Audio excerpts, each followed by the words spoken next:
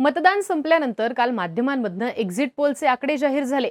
प्रत्येक जण अजित पवारांची राष्ट्रवादी ही 6व्या क्रमांकावर राहील म्हणून सांगत होता. अजित पवारांच्या राष्ट्रवादीला कुणी 10 ते 14 पर्यंतचा आकडा देत होतं, तर कुणी 22 ते 25 पर्यंतचा आकडा देत होतं. पण सांगण्यासारखा मुद्दा हाच आहे की कुठलाही एक्झिट पोल अजित पवार पूर्णपणे संपून जातील, सिंगल डिजिट मध्ये अजित पवारांची राष्ट्रवादी नंबर घेईल असंही सांगत नव्हतं. की अजित पवार 30चा आकडा पार करतील असाही अंदाज दिला जात नव्हता. सर्वसाधारणपणे अजित पवारांची राष्ट्रवादी 20 ते 25 जागांच्या मध्ये येऊ शकते असंच बोललं जात होतं. पण महत्वाचा मुद्दा आहे तो म्हणजे भाजप, शिवसेना, शिंदे गट आणि अपक्ष असे मिळून 145चा आकडा पार करतील असं दिसत नाहीये. सत्तेसाठी भाजप आणि शिवसेना शिंदे गटाला अपक्षांसहितच अजित पवार गटाची गरज लागेलच, आणि हीच गरज अजित पवारांना पुन्हा महाविकास आघाडीकडे घेऊन जाणारी ठरेल असंही म्हटलं जातंय. योग्य तो कार्यक्रम करून अजित पवार माघारी फिरण्याच्या नियोजनाला लागलेत असंही बोललं जाऊ लागले. एक्झिट पोलचा ट्रेंड जर हाच राहिला आणि अजित पवार जिकडे तिकडे सत्ता असं दिसत असेल तर अजित पवार माघारी फिरतील असं नेमकं कशाच्या आधारावर बोललं जातंय, तशा चर्चा का चालू झाल्यात आणि शरद पवारांची या राजकीय घडामोडींमध्ये भूमिका काय असू शकणार आहे समजून घेऊयात या व्हिडिओतनं. नमस्कार, मी आरती आणि तुम्ही बघताय बोल भिडू. सुरुवात करूयात की अजित पवार महायुती सोबतच थांबतील का या प्रश्नापासून. तर अजित पवार मुळातच महायुती सोबत गेलेत ते सत्तेसाठी. बोल भिडून जेव्हा अजित पवारांच्या मुलाखतीत सत्ता महाविकास आघाडीची आली तर हेच सूत्र ठेवून महाविकास आघाडी सोबत तुम्ही जाणार का असा प्रश्न दादांना विचारला, तेव्हा त्यांनी कोणत्याही पातळीवर महाविकास आघाडी सत्तेतच येणार नाही असं उत्तर दिलं. सोबतच केंद्रामध्ये मोदी सत्तेत आहेत, अशा वेळी राज्यामध्ये महाविकास आघाडीची सत्ता येऊन सुद्धा फायदा होणार नाही असंही ते म्हणाले. अर्थात महायुती सोबत सत्ता स्थापन करून सत्तेचा वाटा घेऊन अजित पवार आपला गट पुन्हा उभा करण्याचा प्रयत्न करतील असं बोललं जातंय. पण महायुतीचा सत्तेचा वाटा कधीही मुख्यमंत्री पदाचा नसणार आहे हे सुद्धा मान्य करावं लागतं. भाजप सोबत लढताना अल्पसंख्याक मतं टिकवून ठेवण्याची धडपड ते पक्षाची वैचारिक बैठक यामध्ये सत्तेची नुसती सोबत केली तर भाजप भविष्य काळात अजित पवारांच्या गटाला आपल्यातच मर्ज करेल याची जाणीव सुद्धा अजितदादांना असणार आहे. सांगण्याचा मतितार्थ हाच आहे की काहीही करून महायुती, भाजप, शिवसेना, शिंदे गट दादांना मुख्यमंत्री करणार नाही. पण अजित पवारांचे सगळ्यात जास्त मुख्यमंत्री पदाचे चान्सेस राहतात ते महाविकास आघाडी सोबत जाऊन. महाविकास आघाडीकडनं मुख्यमंत्री पदाची संधी मिळत असेल, यातनं राष्ट्रवादी एकत्र येत असेल आणि संयुक्त राष्ट्रवादीचं नेतृत्व अजितदादांकडे जात असेल तर अजित पवार माघारी फिरतील. पण इथं मुद्दा राहतो तो अजितदादांच्या मागे असलेल्या चौकशी सत्राचा. 2014 ते 24 या काळामध्ये अजित पवारांसह त्यांच्या कुटुंबाची, पत्नीची, बहिणीची चौकशी करण्यात आली आहे. धाडी पडल्यात. अजित पवारांना कोणत्याही क्षणी अटक होऊ शकते असंही बोललं जाऊ लागलं होतं. आता यातनच मग अजित पवार आणि त्यांच्यासह आरोपींच्या पिंजऱ्यात भाजपने उभा केलेले नेते भाजप सोबत सत्तेत गेले. पण आज 1.5 वर्षांचा भाजप सोबतचा संसार करून हे नेते पवित्र झालेले आहेत.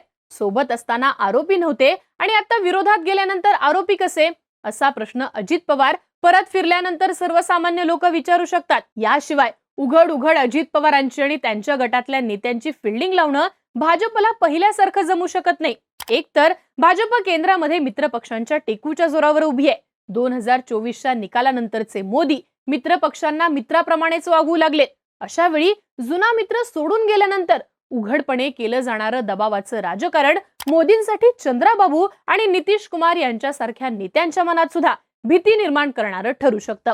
पर्यायाने अजित पवारांना पवित्र होण्याचा चान्स आलेला दिसतोय. आता येतो पुढचा मुद्दा. महाविकास आघाडी आणि शरद पवार अजितदादांना सोबत घेऊ शकतात का? तर याचं उत्तर सुद्धा बोलभिडूच्या मुलाखतीतच लपलेलं आहे. बोलभिडूनं शरद पवारांची मुलाखत घेतली तेव्हा अजितदादांना तुम्ही माफ कराल का?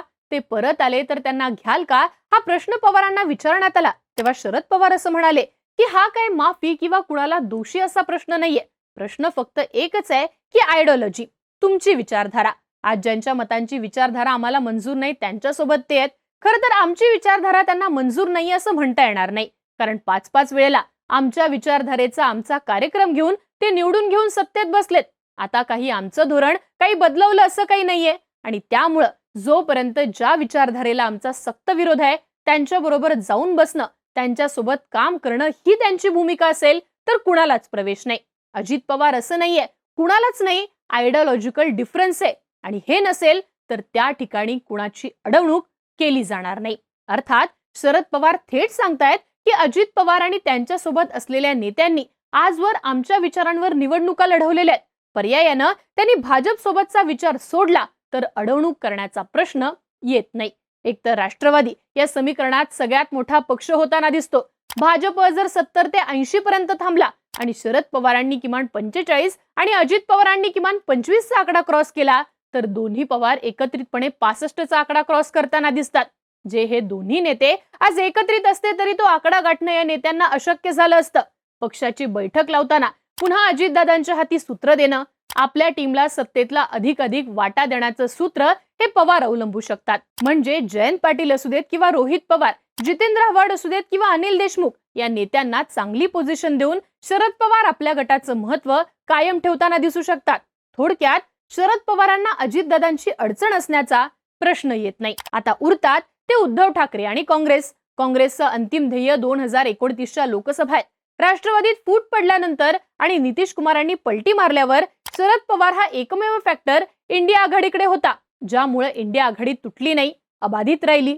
पर्यायानं शरद पवारांचं राष्ट्रीय राजकारणातलं मूल्य आज काँग्रेसची गरज आहे. या हेतूनं काँग्रेस कमी जागांवर लढण्यासाठी सुद्धा पवारांसाठी तयार होताना दिसलं. पर्यायाने काँग्रेसला अडचण असण्याची शक्यता नाहीये. राहतो तो फक्त ठाकरेंचा प्रश्न. उद्धव ठाकरे सध्या कोण हवंय यापेक्षा कोण नकोय या भूमिकेत जास्त आहेत. 2019 साली सुद्धा 2.5 वर्षांसाठी मुख्यमंत्रीपद हवंय यापेक्षा अधिकचा जोर फडणवीस नकोयत हाच ठाकरेंचा होता. सध्या ठाकरेंसाठी फडणवीस आणि शिंदे हे अडचणीचे फॅक्टर आहेत. या दोन नेत्यांच्या हातात पुन्हा सत्तेची कमांड आली तर ठाकरेंचं राजकीय मूल्य या दोघांची सत्ता संपवताना दिसेल. मुंबईची बिझनेस लॉबी, मुंबई महानगरपालिका या सगळ्याच फॅक्टरवर उद्धव ठाकरे मागे पडतील. पण अजित पवारांच्या मार्फत का होईना हातात जर सत्ता असेल तर उद्धव ठाकरे लॉंग टर्म खेळू शकतात. पर्यायाने उद्धव ठाकरे सुद्धा या समीकरणाला मान्यता देताना दिसतील, पण कधी, जेव्हा सत्तेसाठी अजितदादांची गरज लागत असेल, फक्त तेव्हाच. आता जाता जाता शेवटचा आणि महत्वाचा मुद्दा. हे सगळं राजकारण काका पुतण्यांनीच मिळून केलं नसेल कशावरनं? तर एक तर या लढाईत 2 राजकीय बळी गेले असं म्हणता येतं. एक होता सुनेत्रा पवारांचा आणि दुसरा असेल युगेंद्र पवारांचा. हे दोन्ही राजकीय बळी अनंतराव पवारांच्या घरातले. जो त्याग अजितदादांना करावा लागला, पण त्यातनं संपूर्ण पवार कुटुंब कायमचं सुरक्षित झालं. सुनेत्रा पवारांना खासदारकी देऊन संवैधानिक पदावरती घेऊन त्यांची अडचण केली जाणार नाही याची काळजी सुद्धा दादांनी घेतली. अर्थात संपूर्ण घरावर येणारं हे वारं राजकीय भविष्य सुरू न झालेल्या अजितदादांच्या घरातल्या दोघांनी स्वतःवर घेतलं असं म्हणता येतं. दुसरी गोष्ट, राष्ट्रवादीची रिप्लेसमेंट. वळसे पाटील असू देत किंवा मुश्रीफ असू देत या नेत्यांची पुढची पिढी ऍक्टिव्ह नव्हती. राष्ट्रवादी जर एक असती आणि पवारांनी यांच्या पुढच्या पिढीला संधी दिली असती तर भाजप आणि शिवसेना या पक्षांनी ही स्पेस घेतली असती. आज या पिढीला रिप्लेस करताना राष्ट्रवादीचेच नेते दिसतात. थोडक्यात शरद पवार मागे जे म्हणाले होते भाकरी फिरवण्याची गरज आहे, ती भाकरी पवारांनी थापून फिरवून भाजून पण घेतलीये असं आपल्याला म्हणता येतं.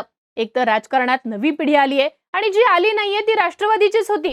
तिसरी गोष्ट, शरद पवारांनी बारामती ताणली पण तुटणार नाही याची काळजी घेतली.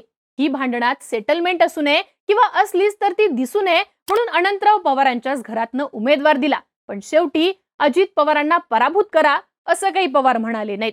ताणायचं पण तोडायचं नाही ही पवारांची रीत असलेली दिसते. यातली येते चौथी गोष्ट. फुटीच्या या राजकारणात उद्धव ठाकरेंची सहानुभूती पवारांकडे शिफ्ट झाली. शरद पवारांनी आपले नंबर घेतले. जागा वाटपात अजित पवारांची गरज लागेलच यासाठी समान न्याय ठेवून काँग्रेसला 100 पर्यंत जागा देऊन मर्यादित केलं. असे अनेक फॅक्टर दिसतात जिथं काका पुतण्यांचा डाव ओळखणं अवघड ठरतं. अर्थात सत्तेची गरज आणि मुख्यमंत्रीपद हे फॅक्टर्स महाविकास आघाडी पूर्ण करत असेल तर अजित पवार माघारी येतील.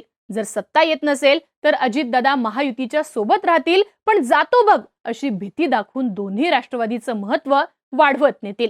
जाता जाता सांगण्यासारखी एक गोष्ट उरली आहे, ती म्हणजे काका पुतण्याचा डायलॉग तुटलाय असं जर कोणी म्हणत असेल तर तुम्ही फक्त हसू शकता. तुम्हाला काय वाटतं? अजित पवार महाविकास आघाडीकडे माघारी फिरतील का? याबद्दलची तुमची मतं कमेंट बॉक्समध्ये लिहून नक्की कळवा आणि अशाच माहितीपूर्ण राजकीय घडामोडींसाठी बोलबिडूला सबस्क्राईब करा.